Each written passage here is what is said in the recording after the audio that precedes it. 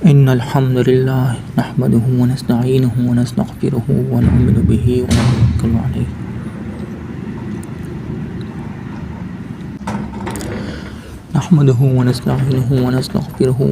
به ونتوكل عليه ونعوذ بالله من شرور أنفسنا ومن سيئات أعمالنا من يهده الله فلا مضل له ومن يضلل فلا هادي له ونشهد أن لا إله إلا الله وحده لا شريك له ونشهد أن محمدا عبده ورسوله أما بعد فأعوذ بالله من الشيطان الرجيم بسم الله الرحمن الرحيم وإذ أخذنا ميثاقكم ورفعنا فوقكم الطور خذوا ما آتيناكم بقوة واسمعوا قالوا سمعنا وعصينا وأشربوا في قلوبهم العجل بكفرهم قل بئس ما يأمركم به إيمانكم إن كنتم مؤمنين۔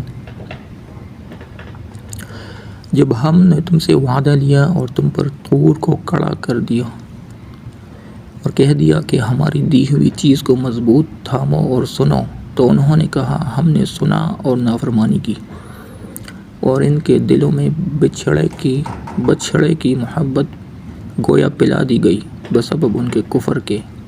ان سے کہہ دیجئے کہ تمہارا ایمان تمہیں برا حکم دے رہا ہے اگر تم مومن ہو۔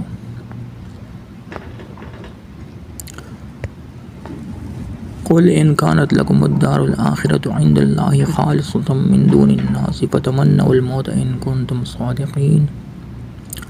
آپ کہہ دیجئے اگر آخرت کا گھر صرف تمہارے ہی لیے ہے، اللہ کے نزدیک اور کسی کے لیے نہیں، تو آؤ اپنی سچائی کے ثبوت میں موت طلب کرو۔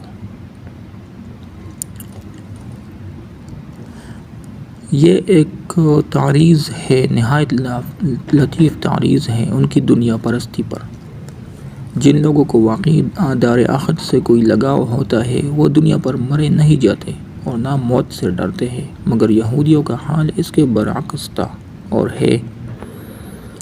وَلَن يَتَمَنَّوْهُ أَبَدًا بِمَا قَدَّمَتْ أَيْدِيهِمْ وَاللَّهُ عَلِيمٌ بِالظَّالِمِينَ۔ لیکن اپنی کرتوتوں کو دیکھتے ہوئے کبھی بھی موت نہیں مانگیں گے، اللہ تعالیٰ ظالموں کو خوب جانتا ہے۔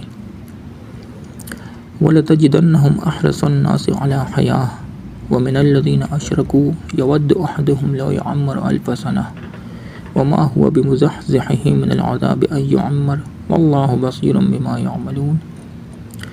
بلکہ سب سے زیادہ دنیا کی زندگی کا حریص اے نبی آپ انہی کو پائیں گے۔ یہ حرص زندگی میں مشرکوں سے بھی زیادہ ہے، ان میں سے تو ہر شخص 1000 سال کی عمر چاہتا ہے، گو یہ عمر دیا جانا بھی انہیں عذاب سے نہیں چھڑا سکتا۔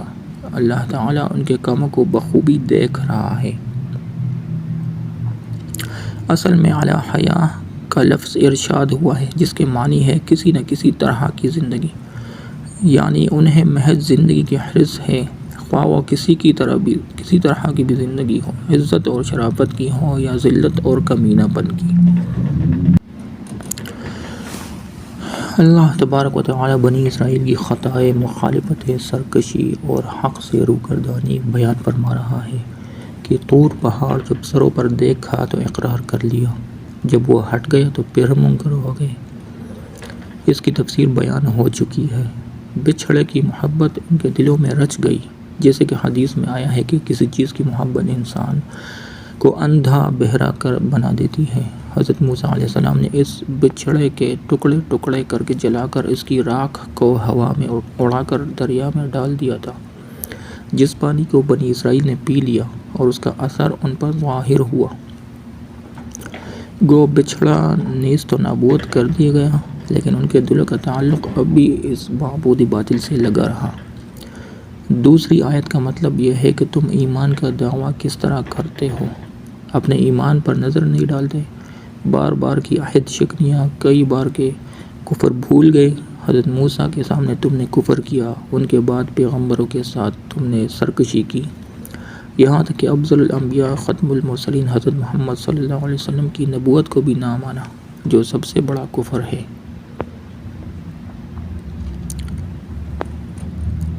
حضرت عبداللہ ابن عباس رضی اللہ عنہ فرماتے ہیں کہ ان یہودیوں کو نبی صلی اللہ علیہ وسلم کی زبانی پیغام دیا گیا کہ اگر تم سچے ہو تو مقابلے میں آؤ، ہم تم مل کر اللہ تعالیٰ سے دعا کریں کہ ہم میں سے جو جھوٹا ہے اسے ہلاک کر دے، لیکن ساتھ ہی پیشن گوئی بھی کر دی کہ یہ لوگ ہرگز اس پر آمادہ نہیں ہوں گے۔ چنانچہ یہی ہوا کہ یہ لوگ مقابلے پر نہ آئے، اس لیے کہ وہ دل سے حضور کو اور آسمانی کتاب قرآن کو سچا جانتے تھے۔ اگر یہ لوگ اس اعلان کے ماتحت مقابلہ میں نکلتے تو سب کے سب ہلاک ہو جاتے، روئے زمین پر ایک یہودی بھی نہ باقی رہتا۔ ایک مرفوع حدیث میں آیا ہے کہ اگر یہودی مقابلے پر آتے اور جھوٹے کے لیے موت طلب کرتے تو سب کے سب مر جاتے اور اپنی جگہ جہنم میں دیکھ لیتے۔ پھر فرمایا کہ یہ تو مشرکین سے بھی زیادہ طویل عمر کے خواہاں ہیں، کیونکہ ان کفار کے لیے دنیا جنت ہے اور ان کی تمنا اور کوشش ہے کہ یہاں زیادہ رہیں۔ وآخر دعوانا ان الحمد للہ رب العالمین، آمین۔ اللہ العظیم۔